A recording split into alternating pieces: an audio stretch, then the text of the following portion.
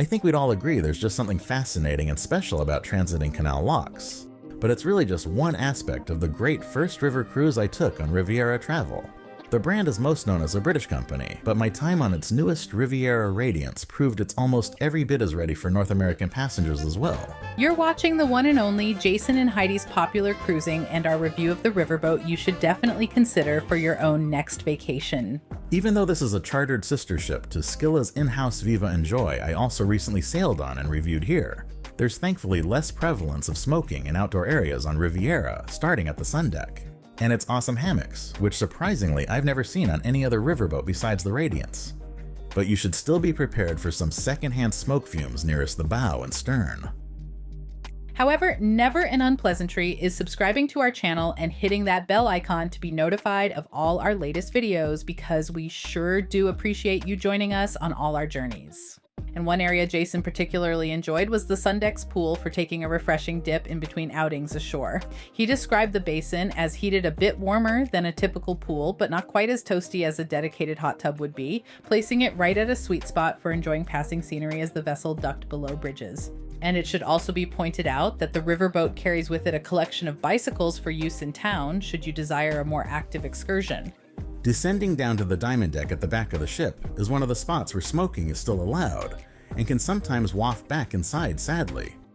But otherwise, the Riverview Kitchen is a marvelous secondary restaurant on board, open for first come first served bistro lunches, and included alternative dinners, requiring only reservations be made. It's also one of several coffee stations freely available throughout, at a very welcoming setting with floral arrangements and nautical paraphernalia, and also neatly featuring an open display kitchen, plus views overlooking the stern and wake. Midday meals Jason enjoyed here included the likes of tasty grilled halloumi and watermelon delight, yes indeed a salad topped with cheese, the Royal Britannia burger with caramelized onions, and a prosciutto pizza enhanced with artichoke hearts. And at dinner I loved each of my smoked salmon tartare appetizer, tom kha gai soup, and a hearty grilled swordfish fillet before a classic cheese plate. That is all prior to departing the dining venue and making it back to my stateroom for a restful night's sleep down from this hallway. Nearly identical to the accommodations I occupied on Viva Cruises was my French balcony outfitted double cabin. At 172 square feet, the bedroom is not particularly massive, but spacious enough with a very comfortable teddy bear approved bed, across from a vanity desk and bank of drawers below the television, as the start of storage that is plentiful for a week-long cruise. But there is only USB charging ports and induction clock radio at one nightstand, besides just European outlets at both, requiring adapters for US prongs, which is not a teddy bear approved configuration, nor is only European and British style outlets at the vanity desk, mostly preoccupied by the listening device charger blocking other USB charging ports. But there is at least one more outlet tucked around the corner. Otherwise, Riviera Plus perks nicely extend to a welcome bottle of champagne in the useful mini fridge among said drawer storage, in addition to a full closet with its own bank of shelves, hanging space and safe. The only other nitpick I have about the staterooms is that all announcements are made intrusively into cabins, making it a challenge to sleep in or take a nap at times. But truly a highlight are the bathrooms, for showcasing a plethora of premium Hansgrohe fixtures. From the branded sink faucet and cup holders, to towel bars and hanging hooks. Padding around the toilet is also great, but surprisingly the nook above is missing additional shelves. And also keep in mind that shampoo, conditioner, and body wash are provided, but this is a bring your own soap bar situation should you still prefer that toiletry as I do. But in either case, the rectilinear shower is perfectly sized and easy to turn around in, and its Hansgrohe handheld and rain shower heads are just sublime. And yes, even the grab bar and diverter valve are branded to my bathroom fixture of choice.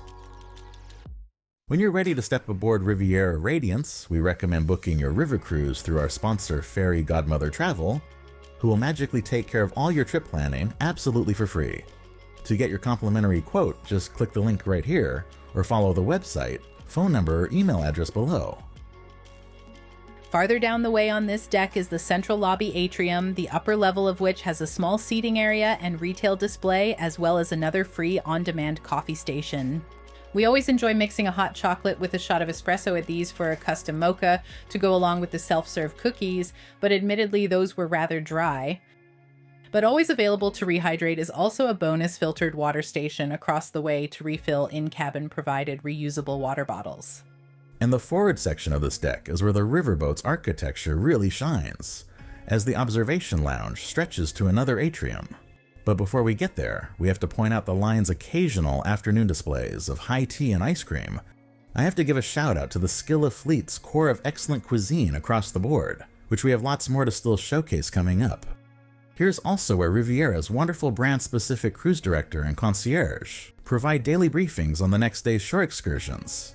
And of course, in between briefings and social gatherings are even more canapes to be had, as well as nightly cocktails among select included beverages. And never to be forgotten is said ice cream, beautifully dished up no less. As for activities and entertainment presented in the lounge, there is also a live pianist tickling the ivories every evening, in addition to various trivia sessions and showcases of regional musicians for the likes of a classical concert.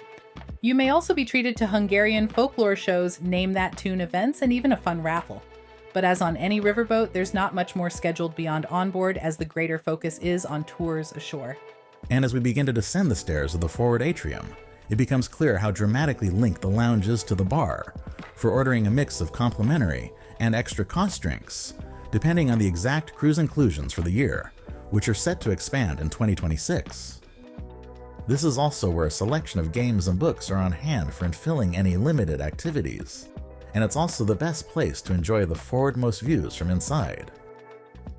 But the terrace in front is another outdoor area that permits smoking, so fumes can occasionally drift in from this door from time to time. Otherwise, I would love to hang out here more to enjoy reading a book or watching the aforementioned passage through locks. Of course, back inside though, the neat split-level atrium further links the mezzanine landing with the main dining room on the Ruby deck. As compact main restaurants on riverboats go, this is again one of the best designed. Not only is the space ideal for included breakfasts, lunches, and dinners, the latter two of which are served with complimentary wine and beer, but that unique forward atrium makes for an outstanding architectural element.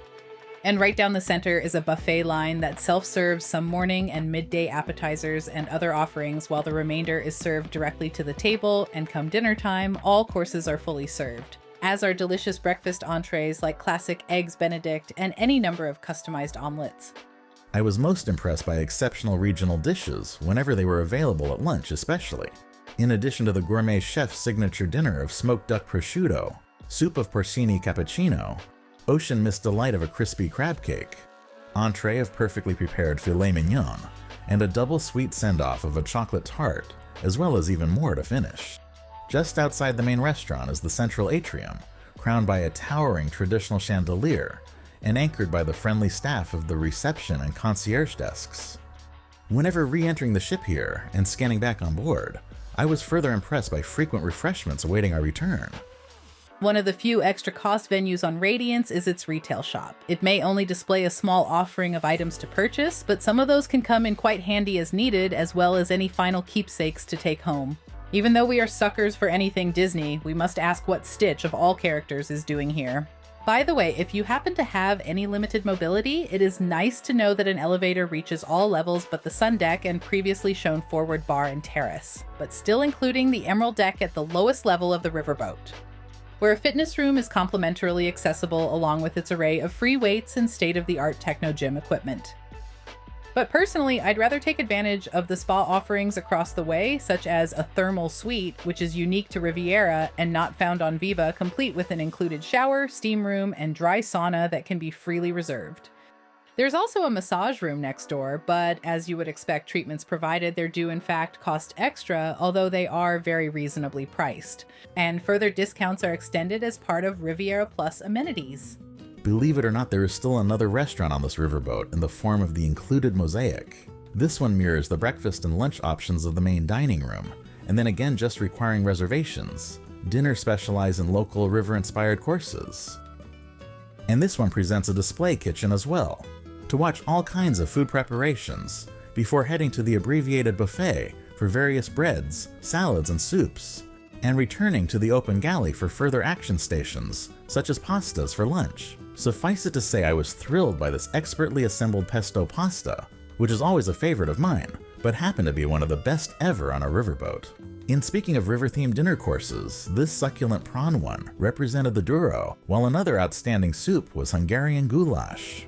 For my entree, Viennese schnitzel took its cues from the Danube. And then again it was a Hungarian pancake that acted as the cherry on top of yet another exceptional meal. While onboard river cruise activities are usually nothing to write home about, its daily included and optional excursions typically are.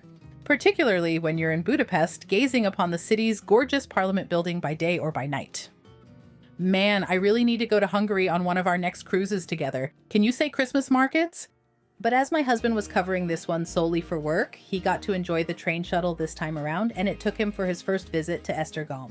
And I must say the basilica was quite striking both outside and inside. Even though it was currently being restored, it remained very obvious how beautiful the church structure and its statuary already are. The crypt in the basement was especially memorable, given even more oversized statues, as well as interesting Egyptian-style architecture. It was all really rather cinematic, and I imagined myself filming a Da Vinci Code-esque movie while taking everything in. But before long it was back to the Riviera Radiance, to next head to another destination that was entirely new to me. Admittedly, I was expecting more in the way of Sound of Music sightings in Salzburg than our all-day tour emphasized, but I did still manage to sneak in some filming locations on my own, as well as everything dedicated to Mozart. And as always, I relished the monumental architectural stylings of the old city, which also included probably the most stylish Foot Locker I've ever seen, as well as the usual opportunities to go shopping in town.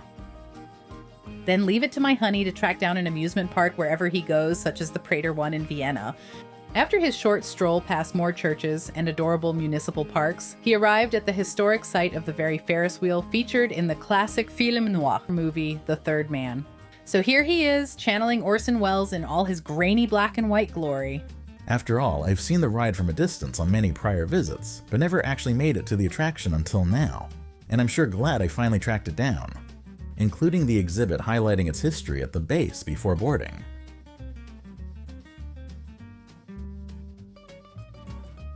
And once we were up and away, we had quite a view of the city overall as well as the amusement park below.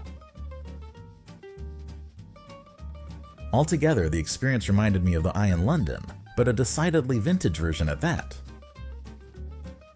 Of course, the other rides intrigued me as well, especially since none were yet running as seen here when I arrived. In fact, the whole park appeared abandoned when I first got there, which, given my insatiable interest for mysterious closed structures, was actually more photogenic than, in my opinion. So tour around with me if you will, as I swiftly peruse this veritable ghost town of an amusement park.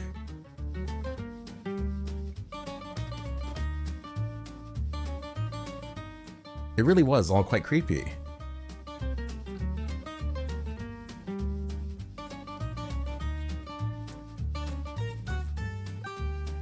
Including a stretch of underutilized carnival games, water feature fountain, rides and food vendors, in the shadow of larger but still very quiet contemporary roller coasters.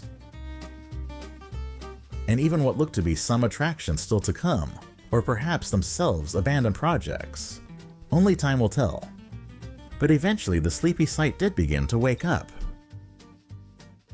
making for a fascinating proximity to rides that you would never be able to get to as closely back at home.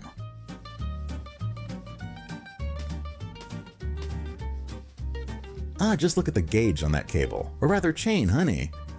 Alas, I'd actually rather not. Instead, how about we conclude with our final pros and cons? What we consider pains in the aft and dislike about the riverboat are its only European and British electrical outlets, intrusive in-cabin announcements, and still more smoking on board than we would prefer. But what we most like and can take a bow are its Hans Grohe bathroom fixtures, exceptional fine dining options, and Riviera-specific venues and perks. Thanks so much for watching. If you would, as it really does help support us, please like this video with a thumbs up and subscribe to our channel. And why not watch some of our other ones while you're at it?